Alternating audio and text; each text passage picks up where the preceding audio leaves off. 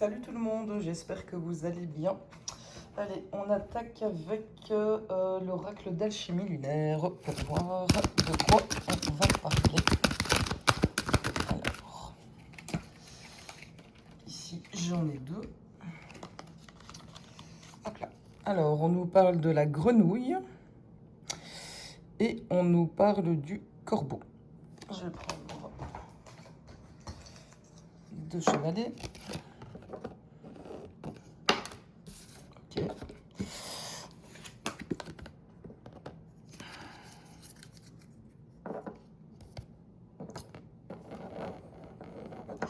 Allez, voilà. Alors la grenouille, elle évoque d'abord une transformation. C'est une créature qui vit entre deux milieux, celui de l'eau et de la terre. Ici, elle symbolise le passage d'un état à un autre. Donc c'est quitter un ancien équilibre émotionnel pour en construire un nouveau. Le nettoyage émotionnel n'est donc pas seulement le fait d'effacer le passé, mais de créer un espace où quelque chose de neuf peut émerger. Avec la carte de la grenouille, on parle du printemps, de la fécondité, de l'accouchement, qui parlent tous de la même idée. C'est une naissance intérieure qui ne peut avoir lieu qu'après une période de maturation. Après, avec le corbeau, depuis des siècles, il est associé au mystère, à la solitude, à l'intelligence et au franchissement des seuils. Ici, on peut le comprendre comme l'image d'un changement de regard. Ce qui te guidait jusqu'à présent, tes anciennes croyances, tes anciens réflexes. Ça peut être aussi ta façon d'interpréter le monde. Et tout ça, en fait, a peut-être désormais rempli son rôle, non pas parce qu'il était faux, mais parce qu'il n'est plus adapté à la personne que tu es en train de devenir. Ok. Je vais le mettre là. Je vais encore tirer 3 cartes avec celui-là. Qu'est-ce qu'on peut encore nous dire ?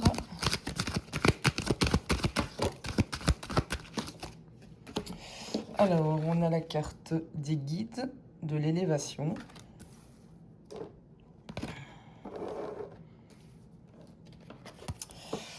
On a la carte de la Luna Albeda, œuvre au blanc. Et on a la carte du nœud lunaire sud, la queue du dragon, le karma. Ok.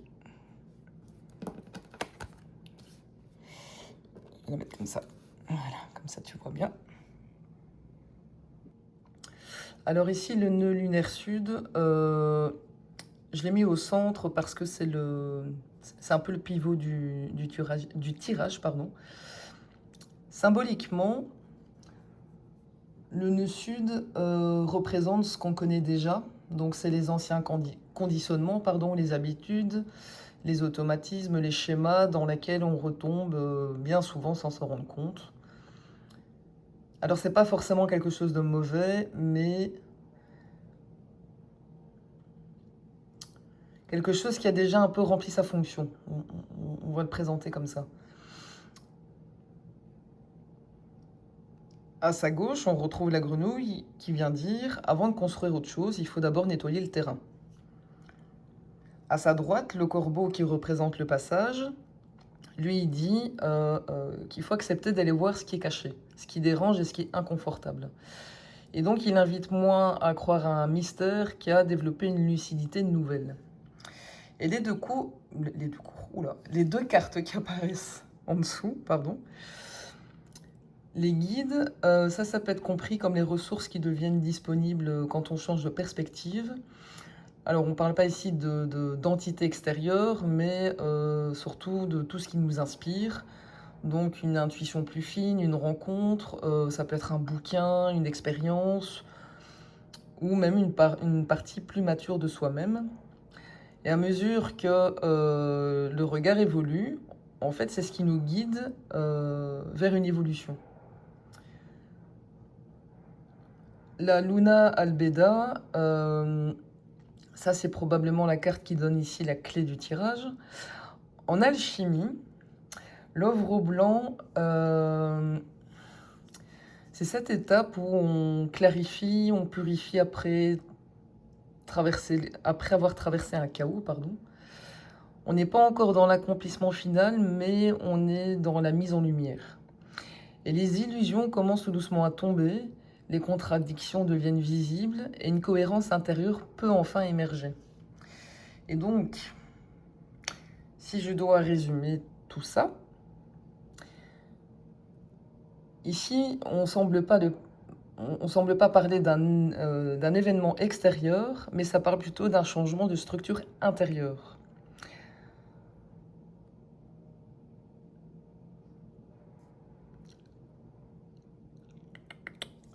Attends, je vais prendre un autre jeu. Je vais prendre le tarot. Je vais prendre le tarot. Parce que je voudrais savoir quelle est la manière de penser que tu es prêt à abandonner aujourd'hui. Attends, je vais les remettre comme ça. Je vais les remettre dans la boîte. Comme ça, je fais de la place. Voilà. Allez, quelle manière de penser tu es prêt à abandonner aujourd'hui? Qu'est-ce qu'on a? On a l'ermite. Ah! Alors, le premier paradoxe, c'est que l'ermite ne représente pas seulement la sagesse. Il peut aussi représenter l'isolement intellectuel.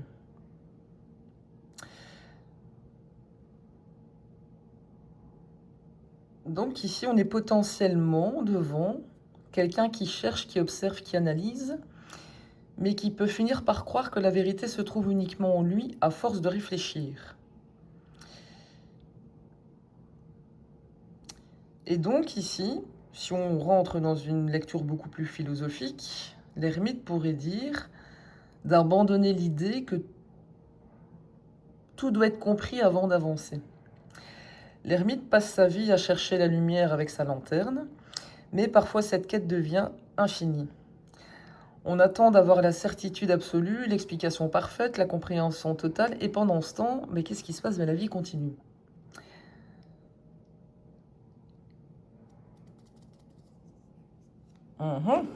Où est-ce que ça va nous mener, ça encore? Où est-ce que ça va nous mener?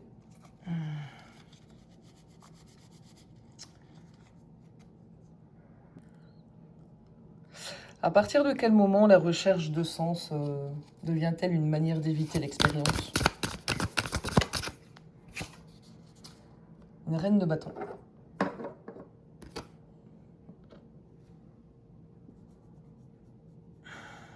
Mais en fait, celle-là, elle répond presque à l'ermite.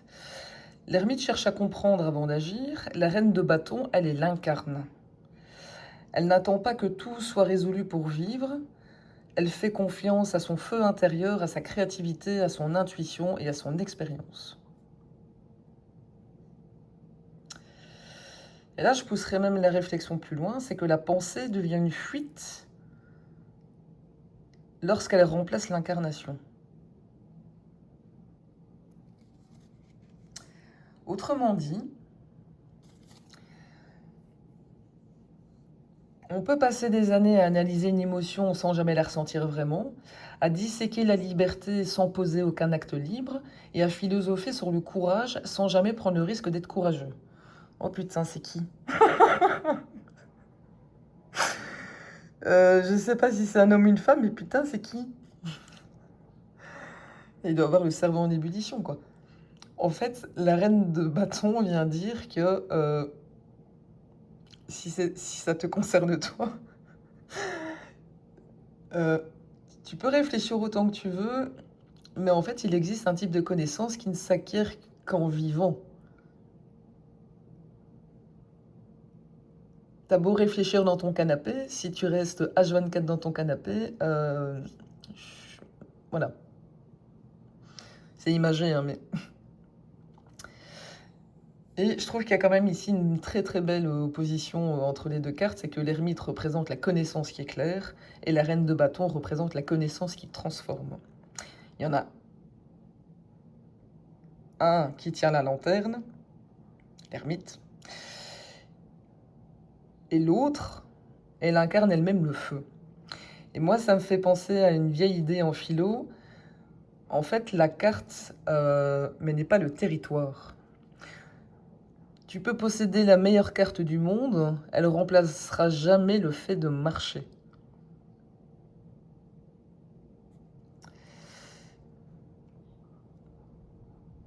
Et là, j'ai une super question qui me vient en tête. Et si la dernière illusion de l'intellect n'était pas de croire qu'il a toujours raison, mais de croire qu'il peut vivre les choses à la place du corps? On va voir ça. Et qu'est-ce que ça raconte? Un 6 de coupe.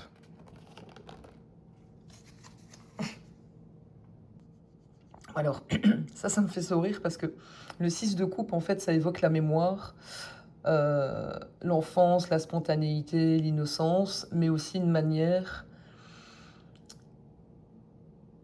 d'être qui précède les grandes constructions mentales. Ça, c'est dans la version traditionnelle.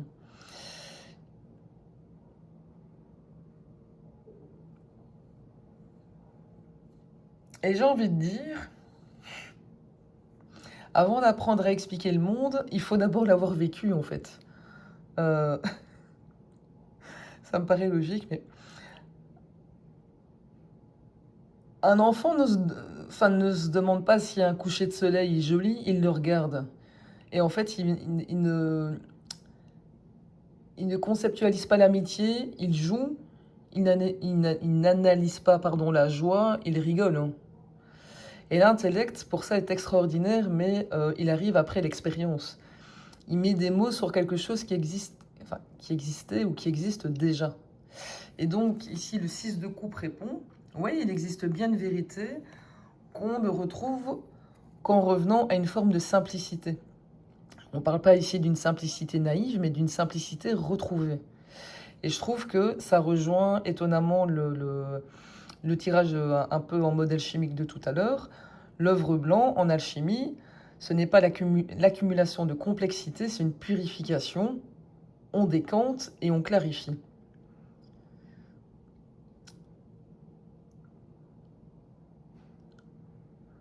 Est-ce que la sagesse, elle consiste à ajouter toujours plus de connaissances?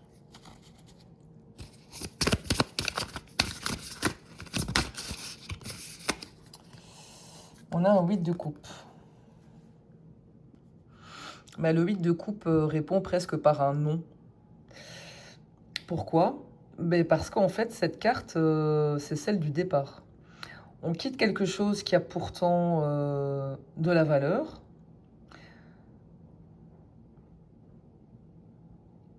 Le 8 de coupe, si on les prend en pluriel, hein, sont encore debout. Elles ne sont ni cassées ni renversées. D'ailleurs, le petit ange tient toujours la coupe dans ses mains. Et pourtant, le personnage s'en va. La sagesse ne consiste pas, peut-être pas, pardon, à accumuler, mais à discerner ce qu'il est temps de quitter. On pense souvent que devenir sage, c'est ajouter des livres, des concepts, des expériences, des diplômes, des méthodes. Et ici, le 8 de coupe pose justement une autre hypothèse. Et si grandir consistait parfois à abandonner une connaissance qui nous a pourtant beaucoup servi. Et ça me fait un peu penser à cette expression. Et si je ne dis pas de bêtises, vous me direz en commentaire, avant que je me fasse fusiller, je crois que c'est Socrate qui a dit ça. Je sais que je ne sais rien. Si c'est Socrate. Non pas parce qu'il était ignorant, mais parce qu'il avait compris que chaque réponse peut devenir une prison si on s'accroche. L'ermite cherche, la reine de bâton, elle vit, le 6 de coupe, il retrouve une présence simple, et le 8 de coupe, il ose quitter même ce qui lui a permis d'arriver jusque-là.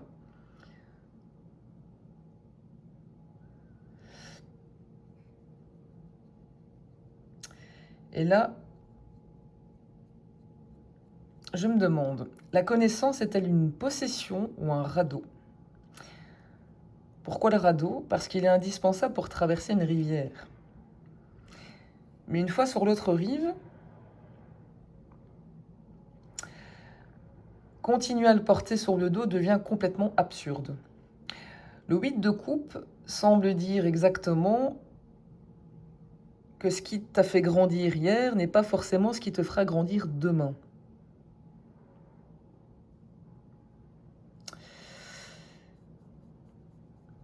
La sagesse, c'est peut-être pas l'art d'avoir raison, c'est l'art de savoir à quel moment une vérité doit être laissée derrière soi pour, pour pouvoir vivre quelque chose de beaucoup plus puissant.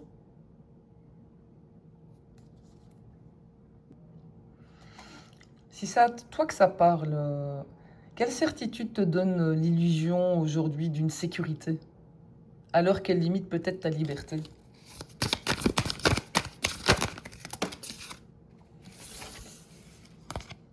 Attends, je vais faire de la place parce que... On a un 9 de bâton et la justice.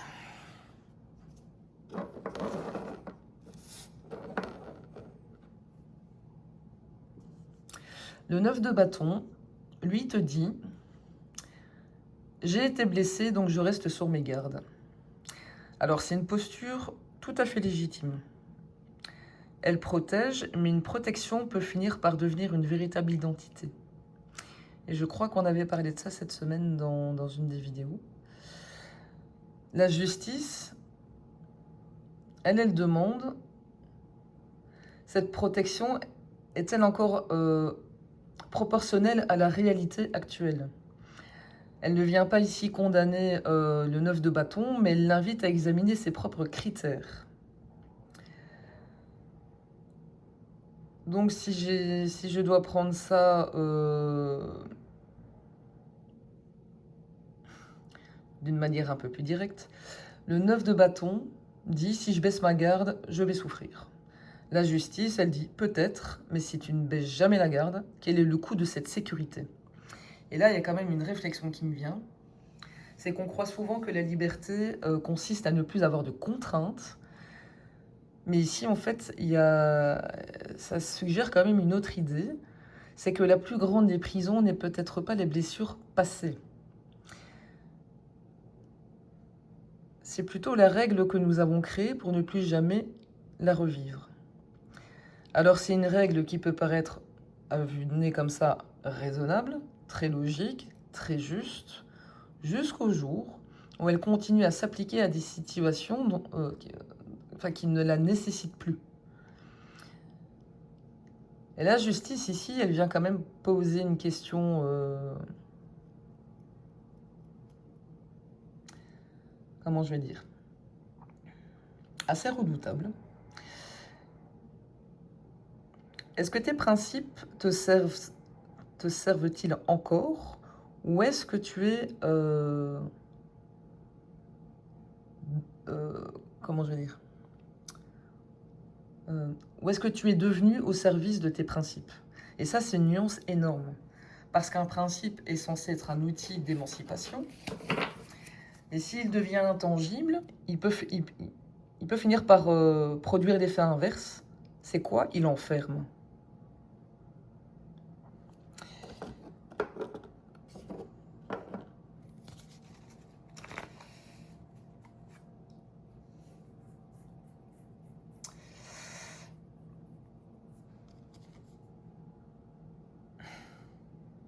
Quelle valeur est si importante pour toi au point de risquer de la défendre au détriment de ta vie, en fait?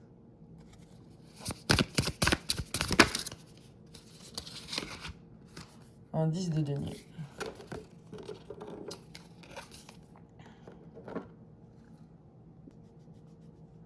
Je m'attendais pas vraiment à celui-là, mais il est assez fascinant ici dans ce contexte.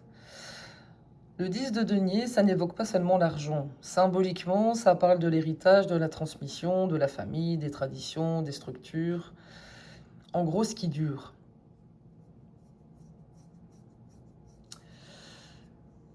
Mais je le lis comme une interrogation sur les héritages invisibles. Peut-être que la valeur en question n'est pas une valeur que tu as choisie, mais une valeur que tu as reçue. Exemple, il faut toujours être loyal, il faut toujours être juste, il faut toujours tenir sa parole, euh, il faut toujours être fort, il faut toujours mériter sa place, etc., etc.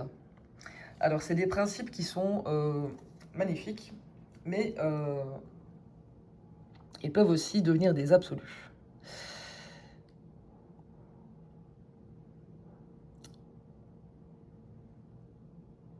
Le 10 de denier pose quand même une question.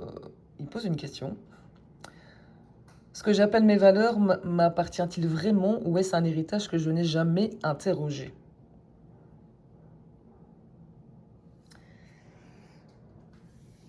Et là, je vais te poser une question de merde, parce que j'aime bien ça.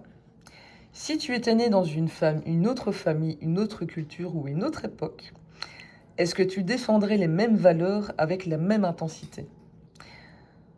Si la réponse est non, ça ne signifie pas que tes valeurs sont mauvaises, mais ça signifie simplement qu'elles sont aussi le produit d'une histoire. Et c'est peut-être ça ici la véritable alchimie avec le tirage, c'est que la sagesse ne consiste pas seulement à choisir ses valeurs, mais avoir le courage d'examiner l'origine de celles qui nous semblent les plus évidentes. C'est un exercice hyper exigeant parce que ça touche à ce qui nous paraît le plus solide, notre identité même. Ouh. Bon. Je vais changer de jeu. Oh mon dieu, c'est encore quoi ce truc? J'adore. Vous savez quoi?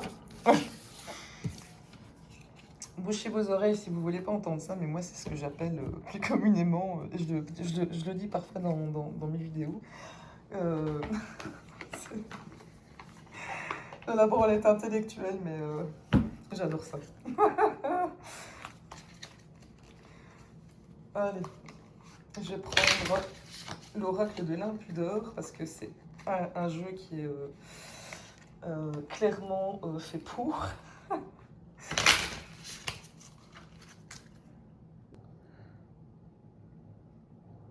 J'ai encore une question de merde. Qui serais-tu si tu cessais de raconter l'histoire qui explique ce que tu es devenu aujourd'hui?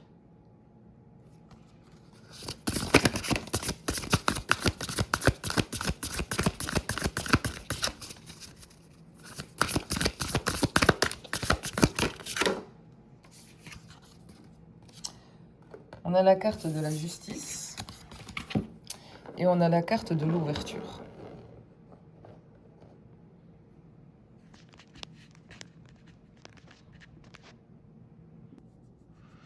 Là, moi, je le dis comme un paradoxe. La justice, ça représente souvent ce qui structure notre identité.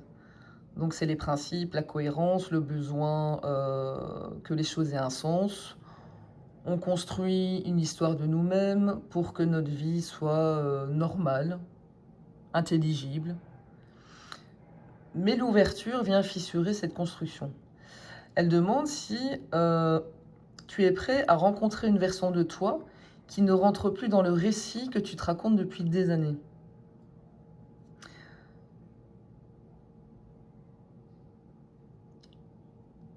Comment je vais dire ça?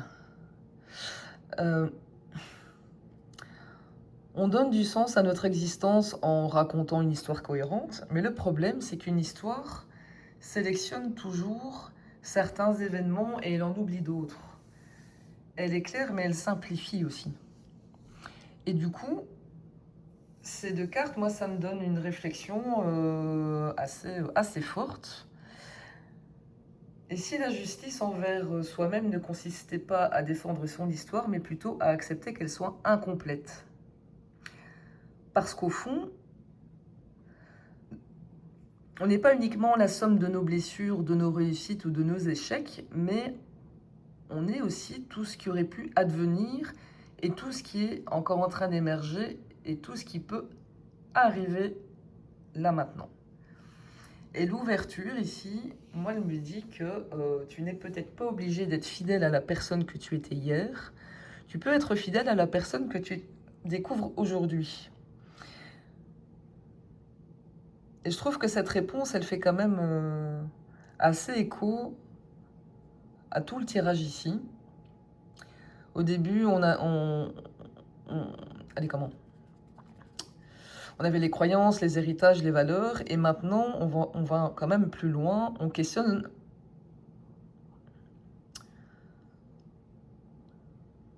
Comment je vais dire? Je trouve pas le mot. C'est pas grave. En gros, là, je suis au point où je te questionne, toi. Alors, je vais te lancer une question qui me paraît topissime. Si personne ne pouvait connaître ton passé, sur quoi tu construirais ton identité aujourd'hui? Là, je sens que les cerveaux vont fumer.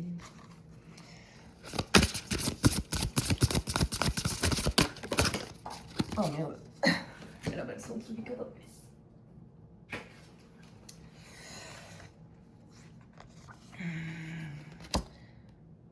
On a la brèche.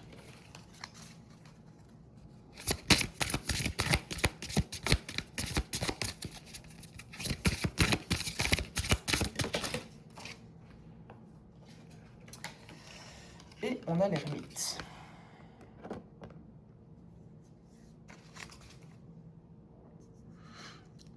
Alors ici, moi, je trouve que les deux cartes répondent presque en se contredisant.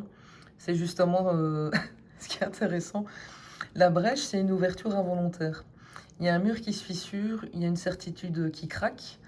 On ne maîtrise plus complètement ce qui entre, ce qui sort. Une identité solide n'est peut-être pas une identité qui se fissure, mais plutôt une identité qui accepte d'être transformée par ce qui la traverse. Autrement dit, si une personne ne connaissait pas ton passé, il ne resterait peut-être pas sur une histoire, mais plutôt sur une capacité à rester ouvert à ce qui te change. Tu vois ce que je veux dire? L'ermite, lui, bizarrement, il revient. Mais cette fois, je ne le lis plus comme le chercheur qui accumule du savoir, je le lis comme celui qui habite ses questions. Et c'est une différence énorme. Rappelez-vous, au début, on disait avec l'ermite, je cherche qui je suis. Mais ici, à ce moment précis, il pourrait très bien dire, je n'ai plus besoin de figer qui je suis pour continuer à avancer. On a commencé par le karma, les héritages, les conditionnements, les valeurs, histoire personnelle. On termine sur une brèche et en fait, c'est comme si l'ermite, pardon, c'est comme si le message disait, pardon, que mais l'identité n'est in fine pas une forteresse, c'est une porte. Et plus tu cherches à la verrouiller, et plus elle va se rigidifier.